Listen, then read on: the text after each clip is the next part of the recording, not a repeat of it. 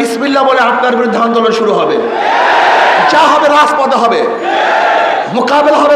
আপনি আন্দোলন করেন নাই, আপনি সংগ্রাম করেন নাই, আপনার রক্ত দেন নাই, আপনার জীবন যায় নাই, আপনার পরিবারের কেউ শহীদ হয় নাই।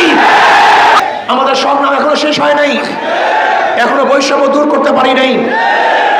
5ই আগস্টের পরে অন্তর্বর্তীকালীন সরকারকে ভেবেছিলাম দেশের মাটি এবং মানুষের দিকে লক্ষ্য করে দেশ পরিচালনা করবেন, কিন্তু ওনারা কি করতেছেন?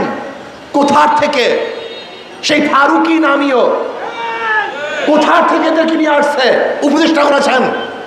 আমি বর্তমান অন্তর্বর্তীকালীন সরকারকে প্রশ্ন করতে চাই, ফারুকি সাহেবের কোন গুণের কারণে, কোন যোগ্যতার কারণে ফারুকি সাহেব তিনি উপদেষ্টা হলেন?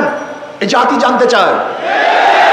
আমি ডক্টর ইউনূস সাহেবকে বলবো, আপনি আন্দোলন করেন নাই, আপনি সংগ্রাম করেন নাই, আপনার রক্ত দেন নাই, আপনার জীবন যায় নাই, আপনার পরিবারের কেউ শহীদ হয় নাই, আপনার দলে কেউ আহত হয় নাই। এদেশের হাজারো মানুষ শহীদ হয়েছে, এদেশের হাজারো মানুষ পঙ্গু হয়েছে। আপনি বারবার ওয়াদা করেছিলেন যারা আহত হয়েছে, নিহত হয়েছে, সেই পরিকাঠামোকে দেখবেন, তাদের চিকিৎসা প্রদান করবেন, কিন্তু আপনি ক্ষমতায় বসার পরে আজও তাদের চিকিৎসার ব্যবস্থা করেন নাই, শহীদ পরিবারের ন্যায্য অধিকার প্রতিষ্ঠিত করেন নাই।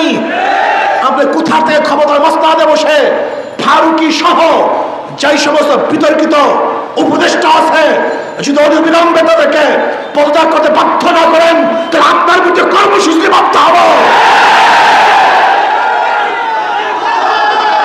আপনি জানেন ইসলামী আন্দোলন বাংলাদেশ যা বলে তা করে, যা বলে তা করে। ইনশাআল্লাহ বলেছিলাম যতদিন পর্যন্ত শেখ হাসিনার পতন না দেখবো, আল্লাহ যেন আমাকে মৃত্যু না ঘটান, সেই চোখে পতন দেখিয়েছেন। আমি উপদেষ্টাদেরকে বলবো, গাড়ি আর বাইকে নিজেকে ভুলে যাবেন না, এদেশের রক্তের সাথে দাঁড়ি করবেন না, ভারতের সাথে হাত মিলাবেন না, আজকে জনগণের বাহিরে অন্য কোনো চিন্তা করবেন না। আমি উপদেষ্টার সাথে যখন দেখা করতে গেছিলাম, আমি বলেছিলাম কোনো অবস্থাতেই যেন বিদেশে কোনো সংস্কৃতি আমাদের চাপিয়ে না দেওয়া হয়। যদি বিদেশে কোনো সংস্কৃতি আমাদের চাপিয়ে দেওয়া হয়, তাহলে আর একটা আন্দোলন হবে, আর একটা সংগ্রাম হবে। ওই ভারতের কোনো দালাল, ভারতের কোনো 5টা গোলামদেরকে এদেশের মানুষ উপদেষ্টা দেখতে চায় না। এটা হবে না। করবেন কিনা জানি না।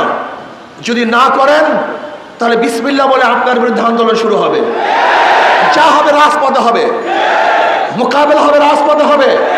দেখবো আপনি কিভাবে রাখেন, কোন শক্তিতে রাখেন।